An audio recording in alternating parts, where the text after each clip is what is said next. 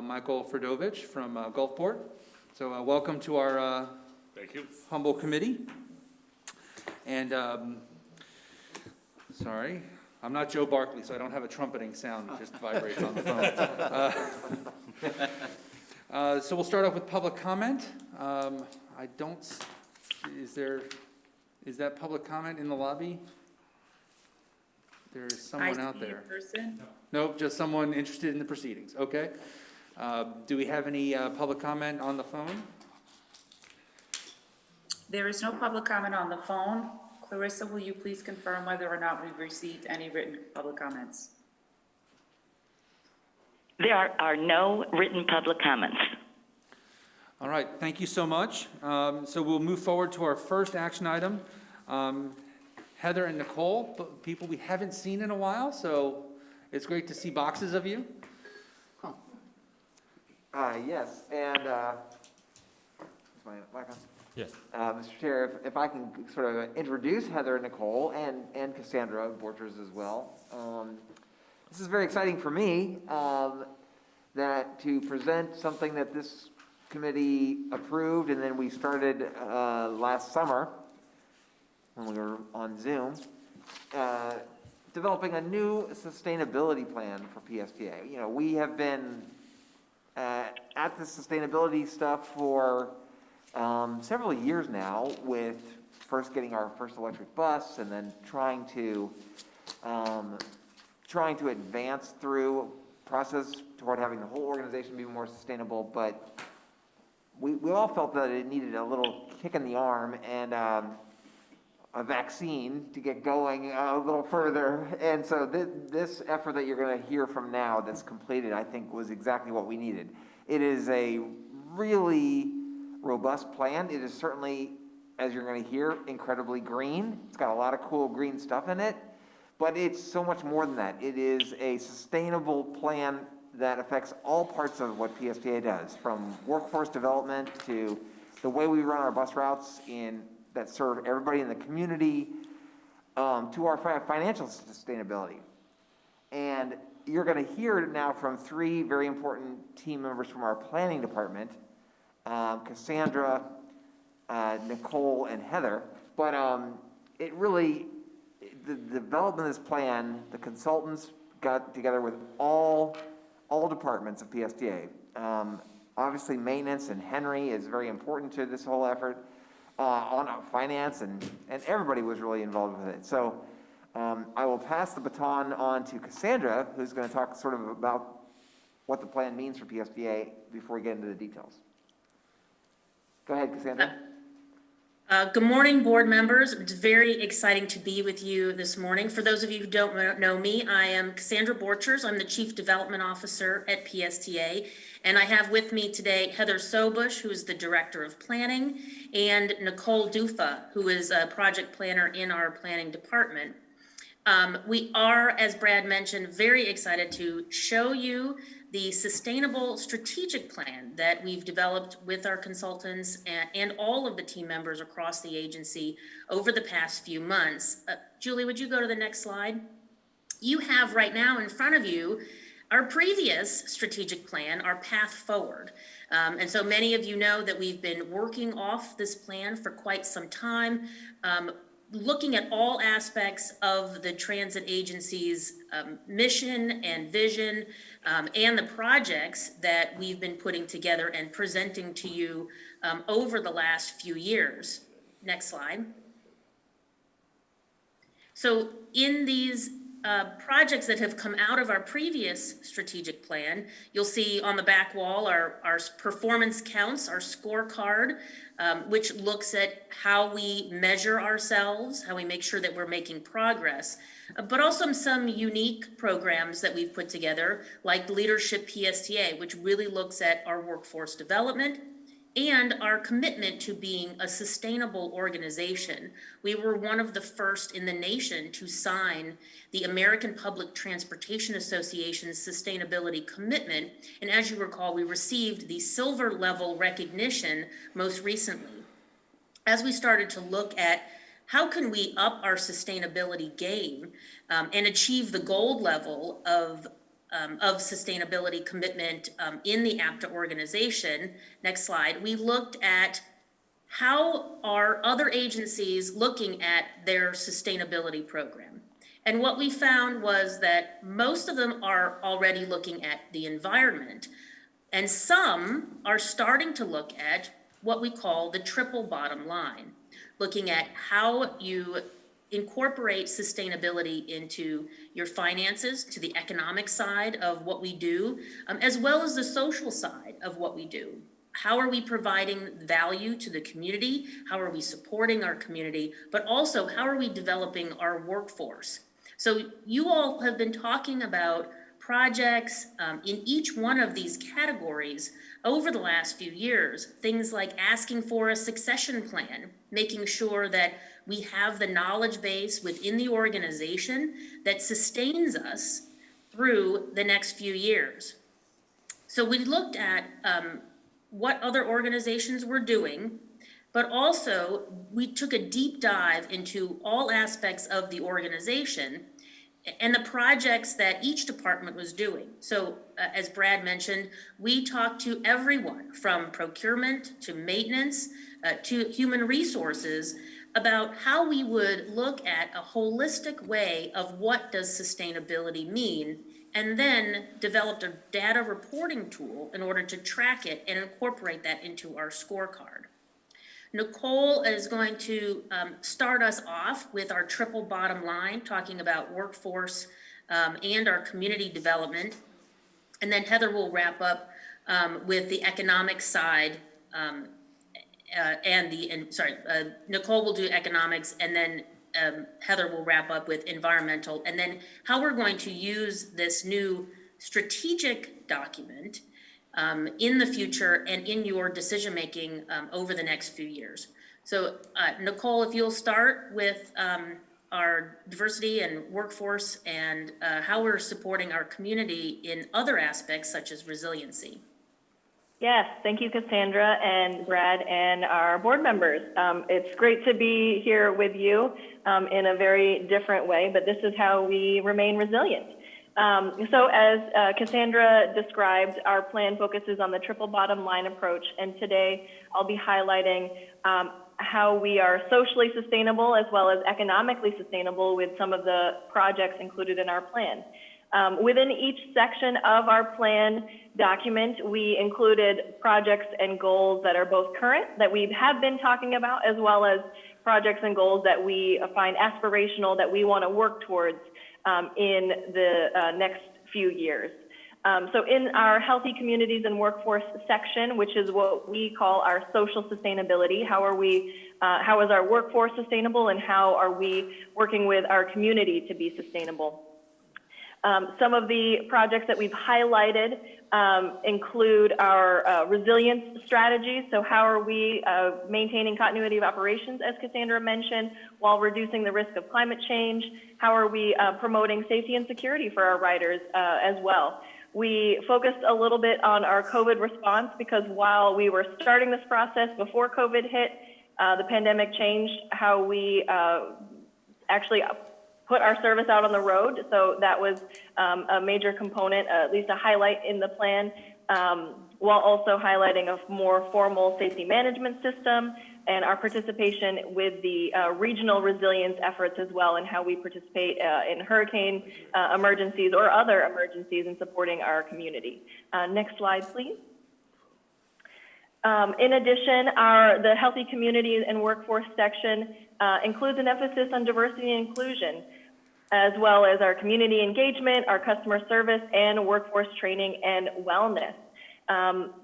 We included projects that we currently have established, like Leadership PSTA, as a training and professional development program, and hoping to maintain that in addition to our maintenance certification programs.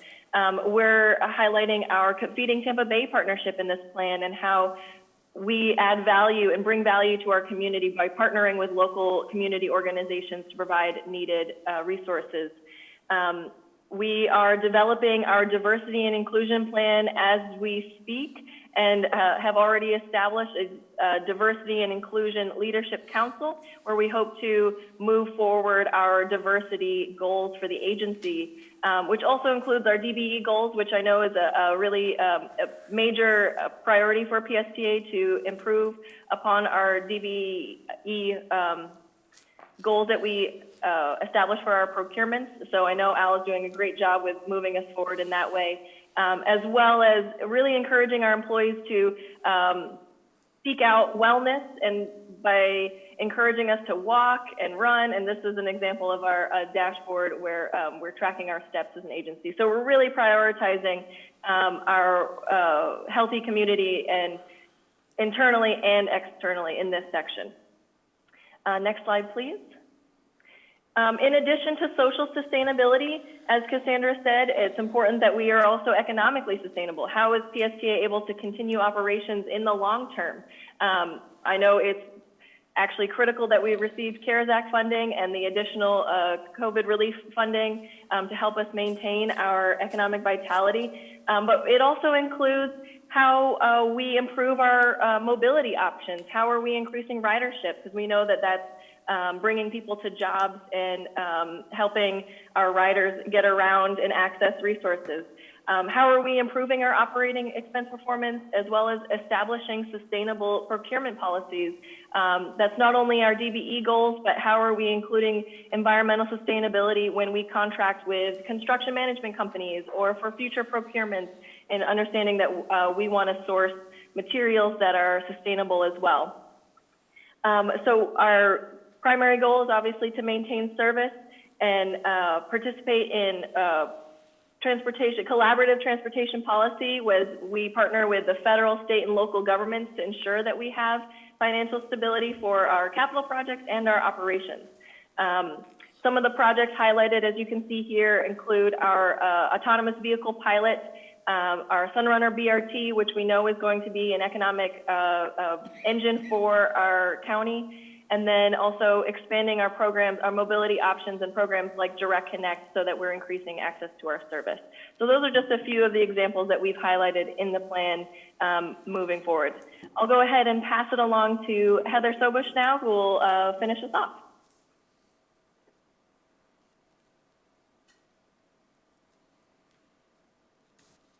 Heather, you're on mute. Sorry about that.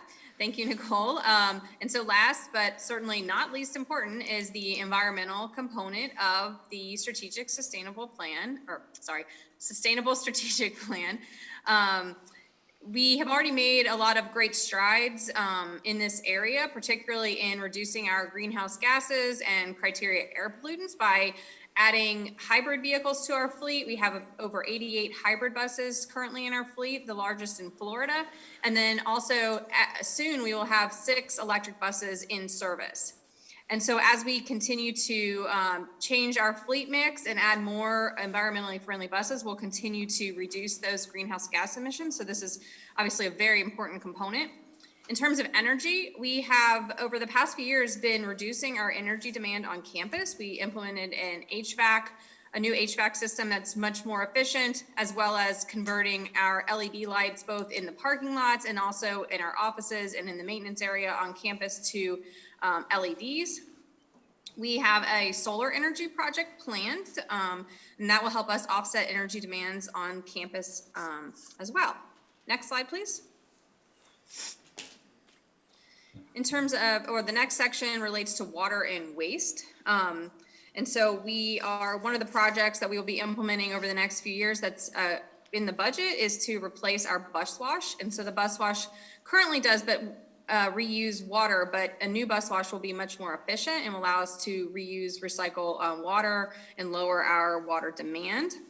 A few years ago, we implemented a recycling program on campus. And so that has greatly increased our diversion rate. And we plan to pilot this with our riders and introduce recycling at our transfer centers. And then we're also looking into a compost pilot program to address food waste on campus. Next slide, please. And then in terms of putting the plan in practice, Cassandra mentioned that this becomes our new strategic plan. And so all of our projects will be captured in the plan, and it'll help us drive decision-making and capital programming in all areas of the agency, planning, capital operations. To measure progress, we have actually multiple ways that we'll be measuring progress. We have a data reporting tool that was developed as part of this process, and that will help us measure the environmental components of the plan and allow us to report our progress to you all and then also to the industry American Public Transit Association. We also have our performance counts scorecard.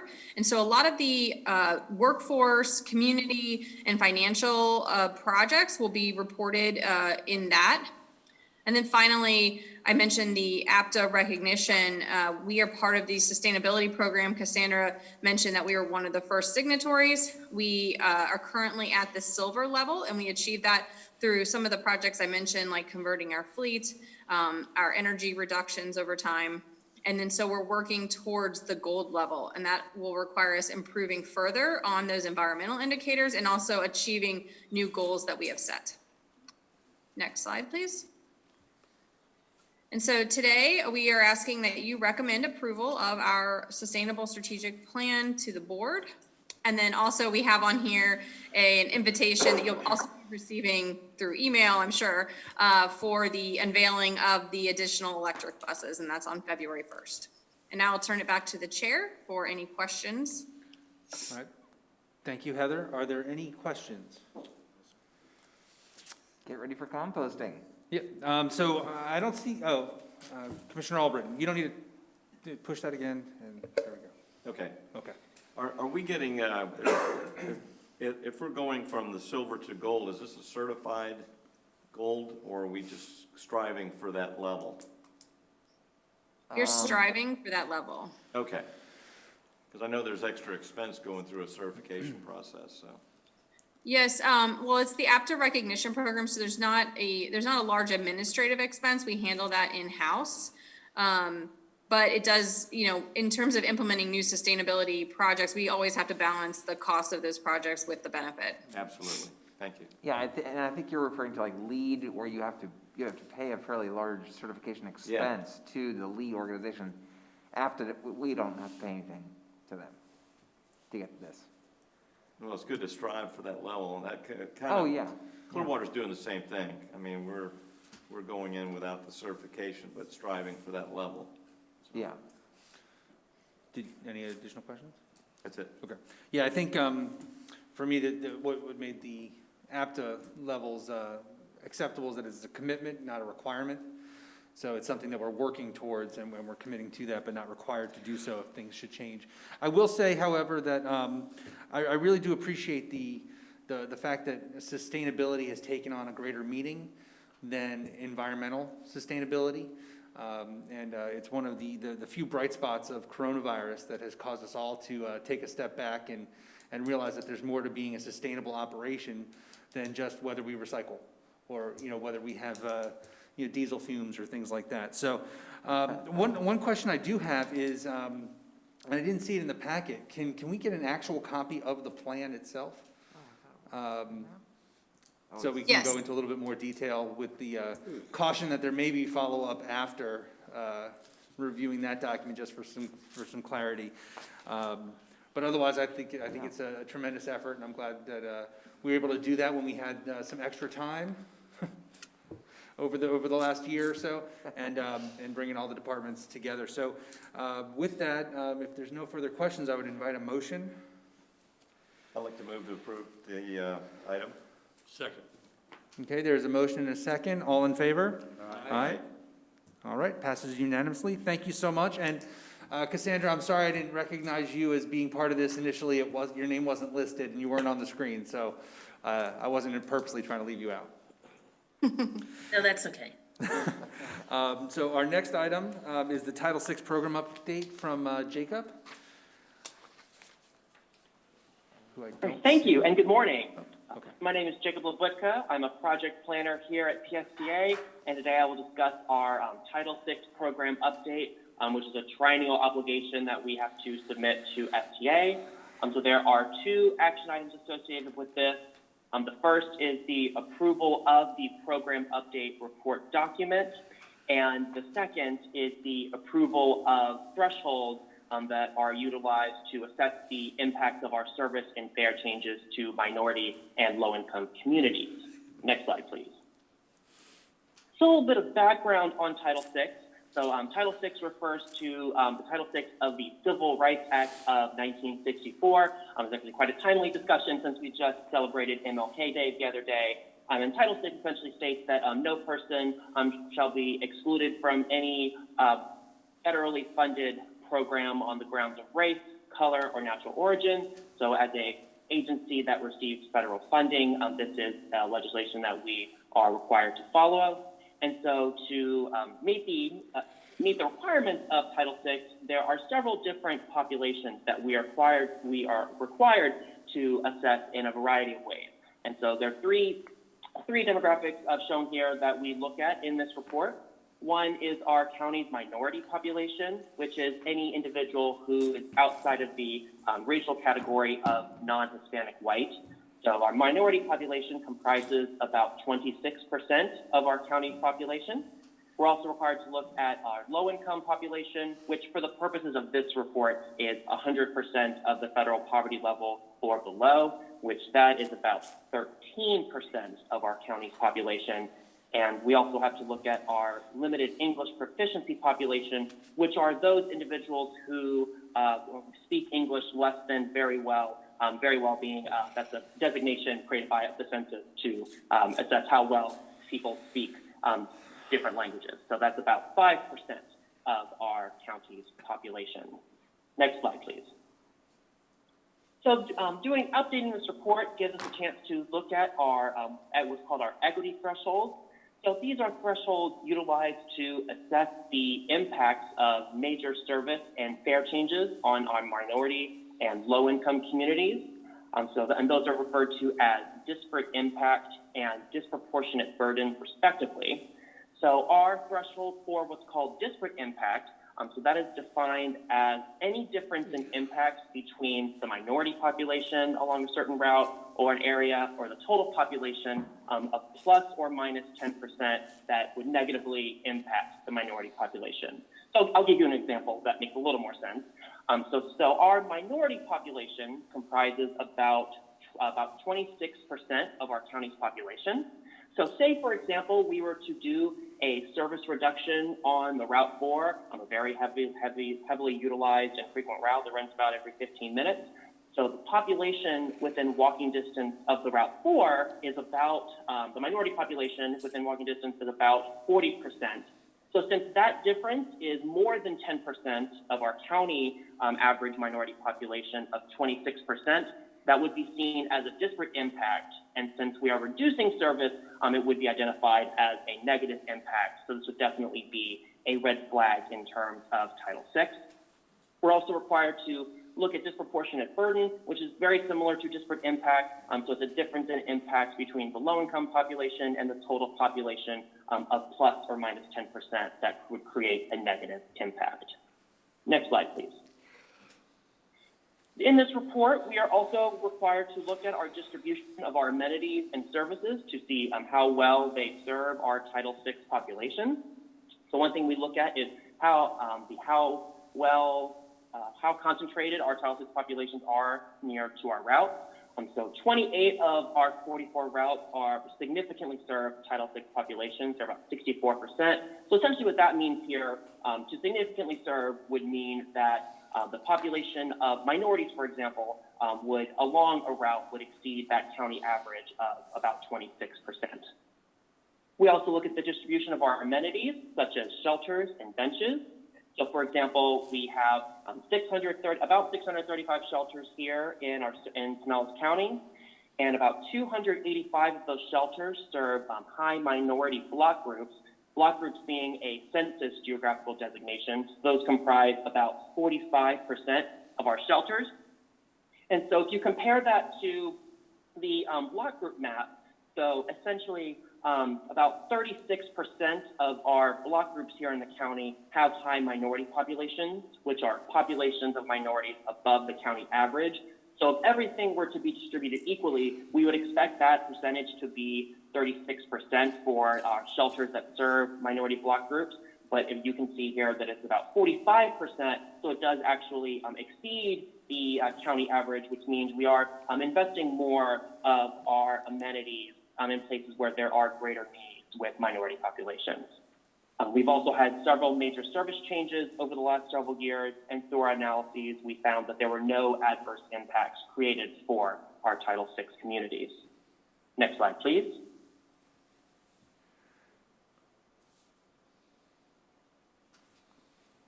Thank you. So, of course, we are also looking at ways that we can go beyond Title VI in conducting our equity analyses. So as an agency, we are dedicated to improving our cultural competence in how we assess our service and conduct public engagement. So one way we are looking to do this, following suit of many transit agencies across the country, is to research and develop what's known as an equity index. So this is a tool that we can utilize to assess how our service and our service changes impact communities beyond those that are protected by Title VI. So if we were to develop an equity index, it would of course look at Title VI populations such as low-income and minority households, but it might also include others that are not included in Title VI, such as households with older adults, people with disabilities, households with no available vehicle, as well as others. So you could perhaps design an equity index that might look at these different demographics, and you could perhaps do like a green, yellow, red type system to assess how well these populations are served by our services or our service changes. So this is something that we are going to continue to research and develop, and so I should expect that we will be bringing this back to you with some more detail at a later date. Next slide, please. So there are 2 action items associated with this so we can fulfill our obligation to FTA. So one is to adopt and authorize the Title VI program update and maintain our commitment to all of the program requirements. And the second is to approve and maintain the existing threshold of a plus or minus 10% for assessing disparate impacts and disproportionate burden in our service and fare changes that will look at impacts to minority and low-income populations, respectively. And with that, would like to pass it back to the chair to ask any questions. Thank you, Jacob. Are there any questions? No, okay. So actually, I did have one quick question regarding the 10% number. And you may have said it, but I may have missed it. Is that standard for transit agencies?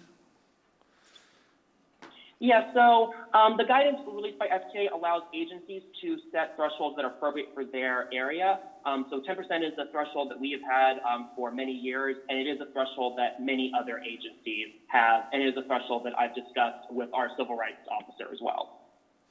Okay, thank you. Seeing no additional questions, I would invite a motion. Mr. Chairman, I recommend adopting the submittal of the PSTA Title VI program update. Second the motion. All right, are all in favor? Aye. Aye. All right, thank you for that. Chair, I'll just note that I think it was my first task at my first transit agency that I worked at to develop my agency's Title VI report update, and Jacob has done a much more energetic presentation of this federal requirement than I ever did. So great job. Brad, I Oh, can't thank you. imagine. This is one of my more calm presentations, too. I can't imagine anyone being more energetic than Brad. But I believe, so we've taken care of the first action item there. The second was looking for a motion to maintain the existing thresholds.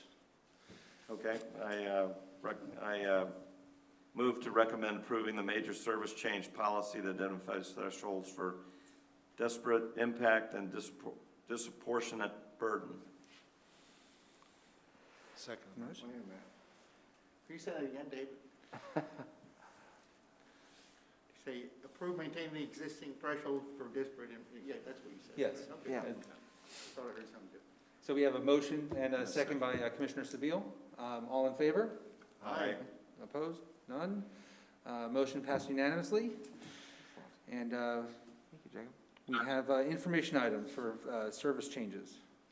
Thank you, James. So, Chair Schulman, I'm going to surprise you once again and do an introduction for this item.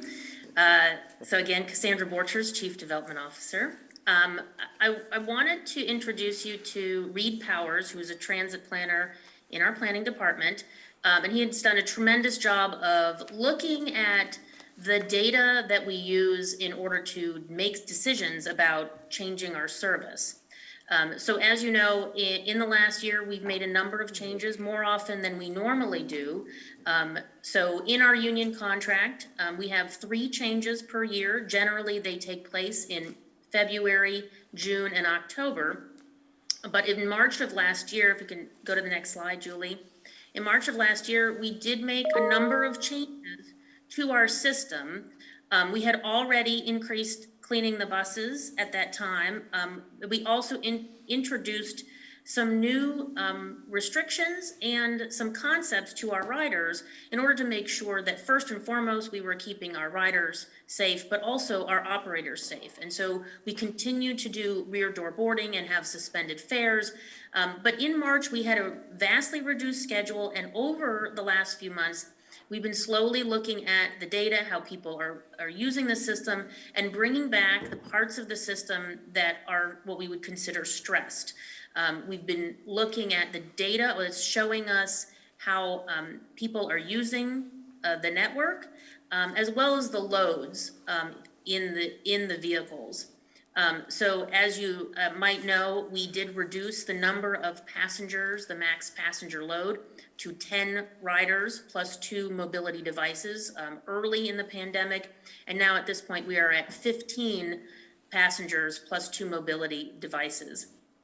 We do give operators some discretion to make sure that people are sitting far enough apart on the bus. So if we have a group with a mother and a child, they might sit together, and there might be an allowance for additional riders. But generally, the operators do keep to the 15 plus 2 rule. We've also been taking a look at what are the number of stops in our system where buses pass by at that maximum capacity load, which means that if someone is waiting at a stop, they may not be able to get on because we're already at the max passenger load. And so we are going to continue to make changes based on the data that we're seeing. But I'd like Reed to walk you through some of the information that he's been looking at and some of the reasons that we've been making the decisions that we have, and then end with some really interesting changes that we're planning for February. So Reed, why don't you show them your good work? Awesome. Thank you, Cassandra, for the introduction. And I just want to say hello to everyone here at the event I'm presenting to. This is my first presentation, and I'm excited to be here. So as Cassandra mentioned, we introduced that new artificial max load to help deal with COVID. And we wanted to see how that was going to impact the pass-by issue that was going to occur. The amount of time someone's waiting at a stop and the bus, of course, rolls up and then passes them by because it's at that new max load. So I took some APC data from all of our buses, and I was able to make this table you see here. So on the left, you can see the route. And the important figure here is in that middle column. That's the percent time that route is experiencing overcrowding, and thus the amount of time it's going to be experiencing a pass-by issue. So you can see the 52. It's a really high percent, 53%, more than half the time it's experiencing overcrowding and pass-bys. The 19, 35%, the 34, 31. So that's the issue, the routes it's occurring on, and the severity of that issue, and the issue that we want to fix. So next slide. So this is the same information, but put into a map. So on the left map, that is the 12-person maximum load that we were working with.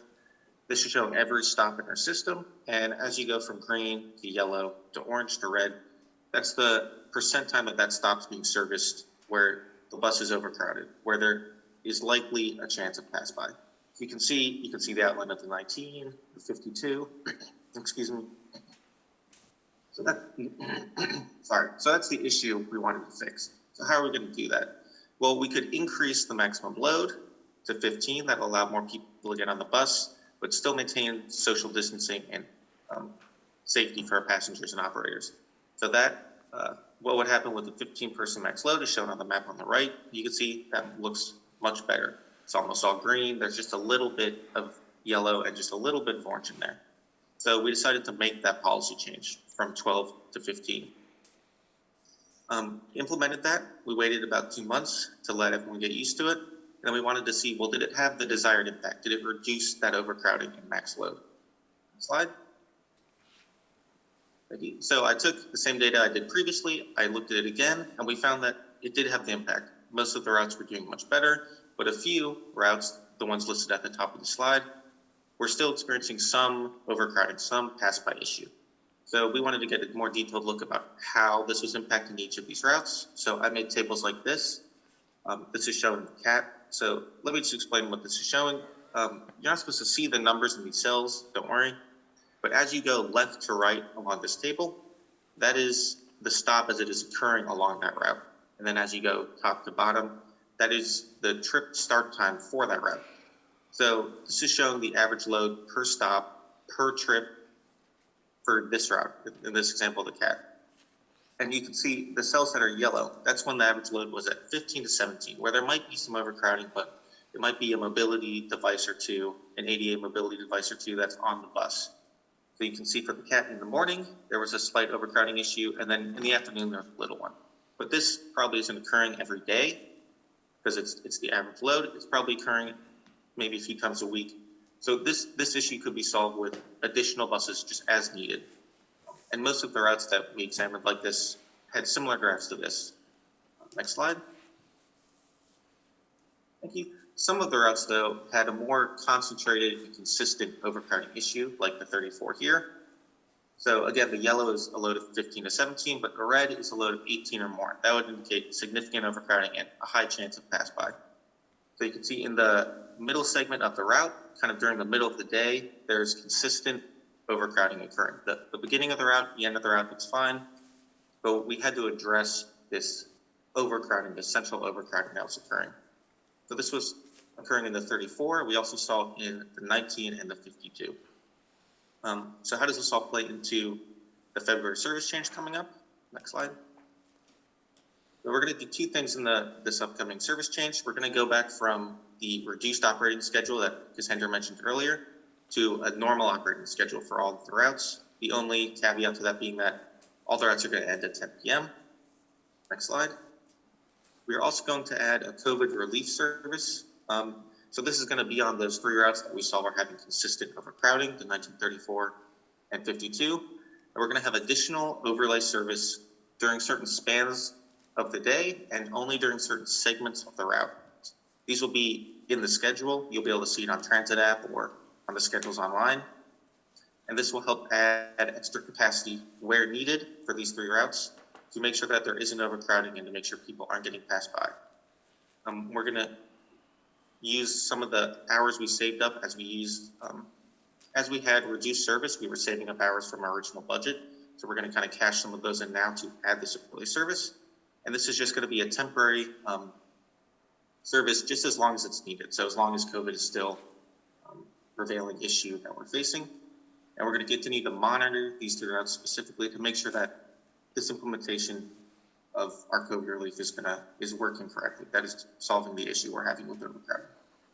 I think Reed has done an exceptional job of taking a deep dive into the data that we have, and we've been able to use our automatic passenger counters to understand what are the loads on each of these routes for every single time of the day. And so I think by adding these COVID relief routes, will alleviate the stress areas in the system. And as Reed mentioned, I want to make it very clear that we are still within our operating budget for fiscal year 21 if we go ahead and put these out on the road and allow them to relieve that pressure point of people not being able to get on the bus. For these routes at these times, it will essentially double the capacity for each of these routes during those times, and we think this is the best way to ease that situation in our system, as well as stay within the budget that we've set for ourselves in '21. All right, thank you. Are there questions? Commissioner Cox? Yeah, thank you, Cassandra, and thank you, Reed. Seeing that we're gonna reduce service to 10 PM, no later than 10 PM, and I'm certain we have data of how many folks are riding after that. Am I correct, like on 34? And does that include like downtown, the CAT and all that stuff? All service will be ending at 10 PM, am I correct? Yeah, so all routes will continue to end at 10 PM, and they have been ending at 10 PM since COVID. Okay, So this is not a huge change. There are some routes that pre-COVID were operating until midnight, but generally, our heaviest times of service need are in the middle of the day. right. So we find that it would do the most good in order to put the additional service during the day when the majority of our riders are seeking to use our system. Right, and I see, Route 52 has been quite affected. When it, really from the station here, it looks like, through Largo on East Bay. And, but it says 234 complaints. Is that over like a month period, or, that's on page 3 of the PowerPoint? Yeah, so that was over a longer period of time, several months, where we were looking at how do we compare what our riders are telling us with the data that we're receiving on the system, and just to make sure that those two things align. We were encouraging our riders to call us if they got passed by. And so what we've been doing until now is putting out additional services as those buses get full. And so frequently, just as the 52 as an example, we've been putting out additional vehicles as they're needed, but the riders don't know that they're coming. Right. All they know is that the previous bus passed them by. By making this part of our service change and putting it into our database, the riders will actually be able to see those buses in transit app, and be able to use that in order to trip plan much better. Okay, thank you, Cassandra. That answers my question. Thank you. Commissioner Ferdovich? Has there been a lot of issues, has there been any issues of people not wearing masks on board? And also, if there have been, what power does the driver have to make sure that people do wear masks? I can't say that there have been no issues, because we do hear from our safety and security department that occasionally there is a discussion about masks. But generally, the operators are empowered to deny rides if people are unwilling to cover their faces. And most riders are very compliant, and other riders will actually step in and suggest that people comply. And so the issues have been minor, if any. But if someone refuses to, what can the driver do legally? They can refuse the ride. So they can't push them. All right, that's all. Yeah, at most of our main transit centers, like in Clearwater, Largo, St. Petersburg, the bus operator will sometimes often get out of the bus, and he'll be at the front door by the driver's seat, and he'll say, okay, make sure you guys, I can only take 15 of you, like at Grand Central, this happens all the time, because there's large crowds there, and then they say, I can only take 15, and you guys you're not wearing a mask, you can't ride until you put your mask on. Okay. And then they and then they have masks that they'll give to them too. Okay. Well, just curious. Thank you. To wear. Yeah. Thank you. That was it. Thank you. I did have a question. So we're adding more buses on those 3 lines, and it's being added to the schedule. Is it changing the interval that the buses arrive? Or are we keeping the same time frame, but just having a second bus behind the first bus? How is that being That's an excellent question. You can tell you've been on the board for a while to ask that question. So for 2 of the routes, we'll be spreading out the frequencies. And so during those times, there'll be an increased frequency. And those are the 19 on the 52, where we're running the entire length of the route. For the Route 34, because it's going to be just a segment of the route that was, that we're going to overlay the COVID relief service, and we're going to short-turn that route, we're going to run it just behind the existing service. So if people end up, they've left Grand Central and they're getting to the shops at Park Place, and they'd like to continue their trip, but they've got on the COVID relief service instead of the regular 34, they'll be able to switch back and go to the regular service. And so it'll run like a cleanup route, and so we've taken that into consideration. So a little bit of both. Okay, thank you. And do we have the ability to communicate capacity to riders? So if I'm looking at the app, I can see that the bus that's coming is full and Yes. plan for the next one.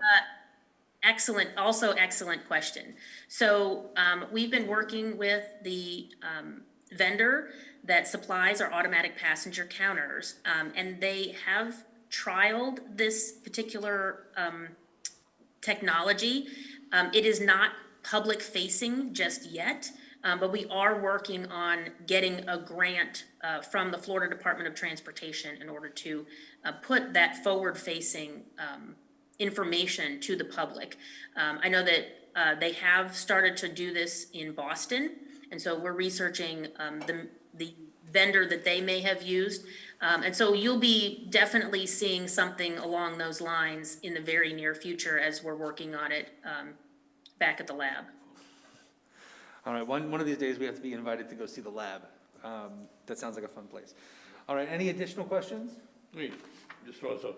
Commissioner Furtovich? Last weekend I was on JetBlue, and on the back of the seat, I realized that you could follow your plane all the way through on JetBlue to the point that it tells you when you're landing. It actually shows it in a 3D process. So I don't know what kind of technology they're using, but it's exactly what we're talking about here, where you would stand there and watch your bus actually show up in front of you. But for JetBlue, it actually told you how many more miles you had and just kept going. Yeah. So we might want to look and see what kind of technology they have in the back of the seats over there as well. So we do currently have that technology available through our transit app. And so as people trip plan and are able to get on the bus, they can see what are the next stops and plan their trip and get an alert just when it's time to get off. So where the bus is currently public-facing technology that we have. I believe the question that Commissioner Schulman asked was about the loads, and so that kind of information is something that we're working on. But where the bus, we know where the bus is, we're working on how many people are on the bus. I'll get a better understanding after the next meeting or so. All right, thank you. Well, and Great. hopefully when this is all said and done, we can move the capacity issue to, the bike racks or other items that might be of interest to riders once we're back to full capacity, but Right. where there's other capacity constraints, but let the public know. Cassandra, thank you. And Reed, thank you so much. Very clear that there was a deep dive in the data there, and that's helpful in you and all of us making better decisions here, so we appreciate that. Thanks. Other business? All right, seeing none. Our next meeting is February 17th. Again, barring any other pandemic, we'll be probably in this room at 10:30, and we will see you then. This meeting's adjourned. Thank you. Thank you, Jeff. Thank you, Mr. Chair. Thank you, Reed. Awesome. Thank you. Now you're, Slidey. now get back and supervise those people, man. Yeah, gotta see what's been done. Good job. It's one of those, we want it fixed. Right. But it's one of those things, when it's fixed, it'll look like it was before. So you don't really feel like it's an improvement.